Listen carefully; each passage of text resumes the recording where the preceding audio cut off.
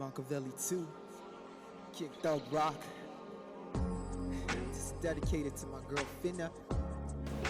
What's poppin'? It's your boy King Thug Rock, Makaveli Tu, live right here behind the scenes.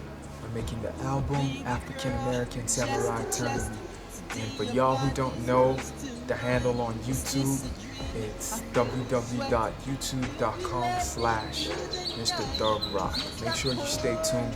There's a whole lot of content from me, your boy King Thug Rock, Makaveli Tu.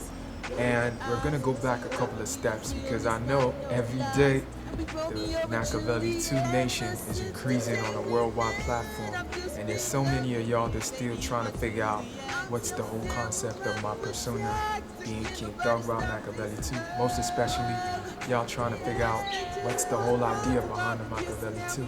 So my name basically represents two sides of me and the complexity, or should I say the multiplicity of my characteristics, in the sense that when I rap, I sound like Tupac. Not just that I sound like Tupac, I carry forth everything that he stood for, and I represent thug life, revolutionary mentality that Tupac Shakur represents. And not just in that sense per se, there's also another aspect of me. Whereas I sing, and when I sing, I sound like Chris Brown. Then, second part of me being that when I rap, I sound like Pac, and I carry forth his persona. You know what I mean?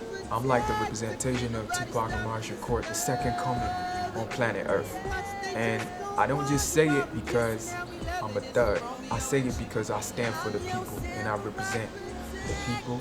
I'm all about the uprising of those who have been oppressed. And that's what my music is about. It's about standing up for our rights. It's about rewriting history and correcting all the wrongs that's been done to the Africans all over the world on a universal platform. You know what I mean? So basically, when you listen to my songs and you delve deep into it, there's a whole lot about spiritual awakening and consciousness. And I'm not just talking about spiritual in the sense of the word, I'm talking about it on a broader scale, because when you talk about spirituality, a lot of people these days mistake that for being religious. And the fact is, religion as a whole is a lie.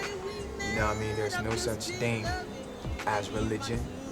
The Bible is a fake, because this book was written by people who have never been in Africa up until we, the parents of humanity, being the black people, we, the ancestors, the true first landlords of planet Earth, we, the melanated, melanin skin tone people who have been here for more than 3.2 million years, and it's been scientifically proven, we are the ones who know the history of humanity and existence as a whole. We are the ones who can tell the proper story about all evolution. You know what I mean? But white people wrote literature based on their own fantasies and used that to brainwash humanity when they came to colonize Africa and several other third world countries around the world. You know what I mean? So basically, my awakening started based on my upbringing. You know what I mean? When you talk about my childhood, I was born in the UK in London to my African parents. You know what I mean?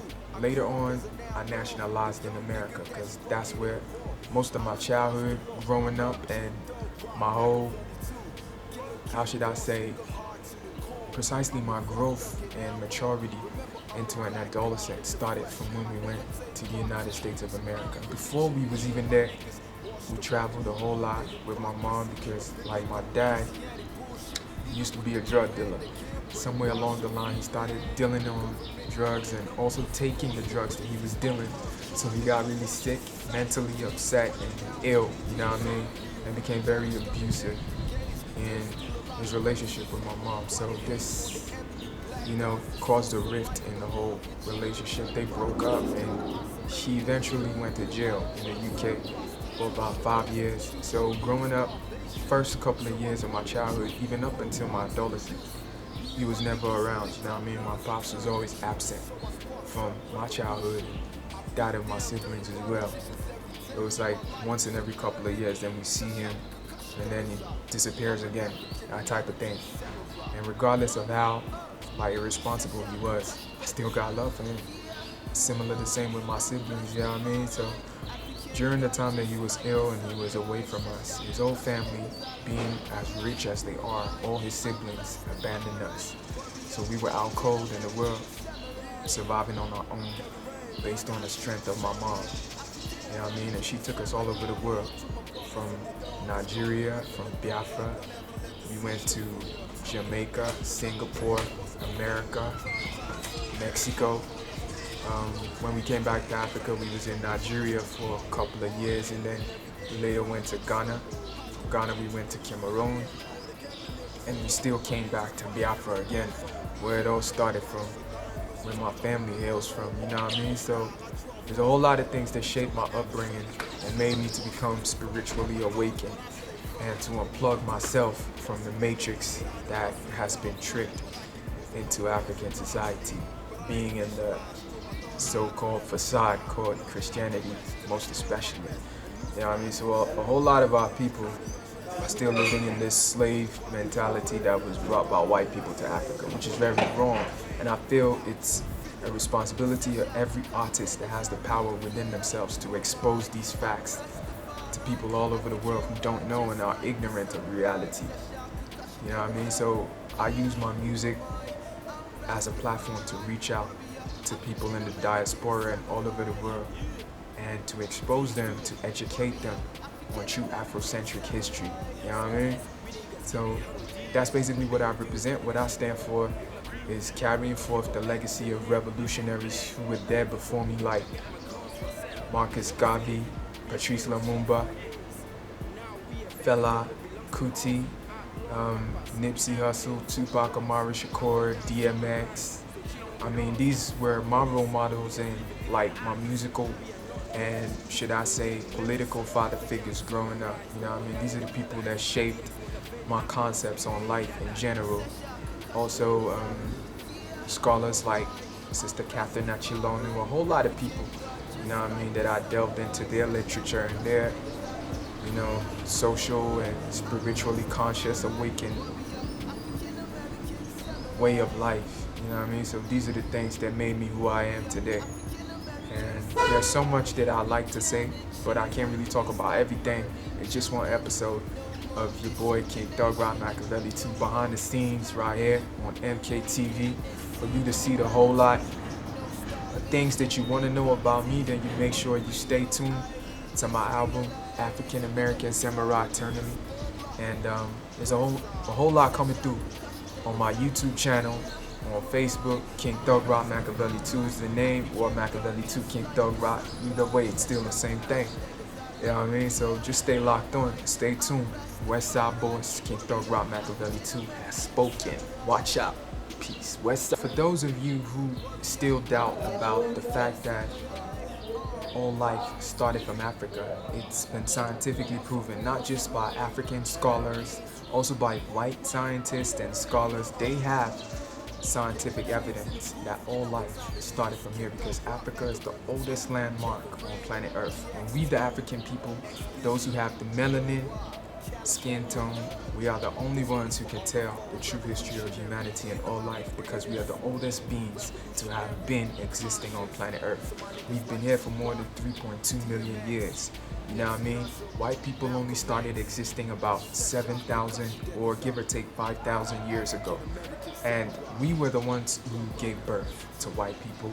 We gave birth to every race, including Asians, Mongoloid, Caucasian, the Arabs. Every face and every color of people that you see on planet Earth came out from we, the brown and black gods. You know what I mean? We are the true gods, because nobody can really tell how old we are.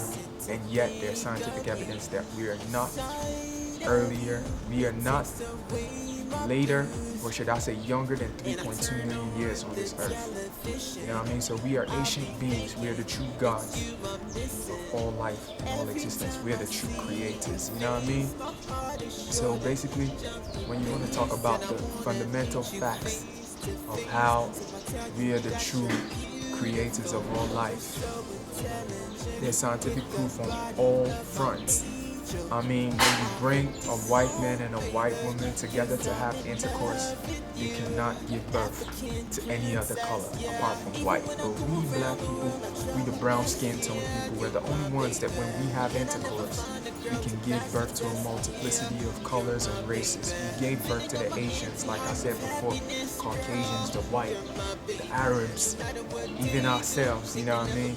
So it's only proper that we rewrite and correct all the mistakes that were written in our history. You know what I mean? So this is what I represent. This is what I stand for. And this is what my music is here to represent. This is what my music is here to provoke. You know what I mean? Basically, I'm here to awaken the consciousness of Afro-centric people all over the world. I'm here to awaken the African people and educate them about their true priceless heritage. You know what I mean? And when you think about it, a whole lot of people today, more reasons why I find it difficult to relate to African women, aside from maybe my mom, my sister, and my family, and probably a few of the people in my social circle. Most of the people, like when you go to West Africa, since we came back to West Africa from America, a lot of people that I see over here, most especially precisely in Nigeria and also some parts of Biafra,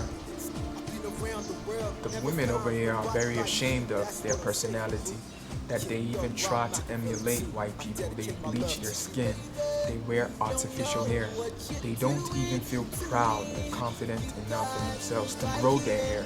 Meanwhile, we are the ones who gave birth to the people that they are trying to imitate. You know what I mean? It doesn't make any sense. So this is the things that I'm fighting against in my music. I'm trying to break this mental cage that, you know what I mean, has been so trickishly infiltrated into African communities. You know what I mean? This is what my music is all about. It's about breaking this matrix that has enveloped African society for so many years. You know what I mean? It's time that we take back the throne and be the true gods and goddesses that we African people are and represent for the whole human race. You know what I mean? We shouldn't be ashamed of ourselves, and it's part of the things that colonial people did when they came to enslave Africa 400 years ago.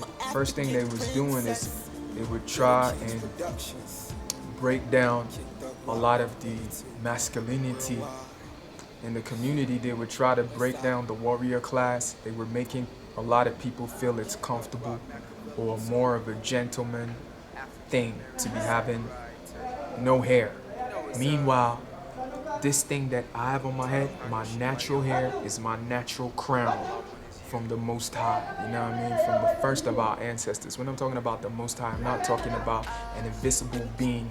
I'm simply talking about the black gods that were here before me, because I myself, I'm a black god. Anything that I give birth to, any being that I give birth to is a black god and a black goddess, just like myself and my ancestors before me.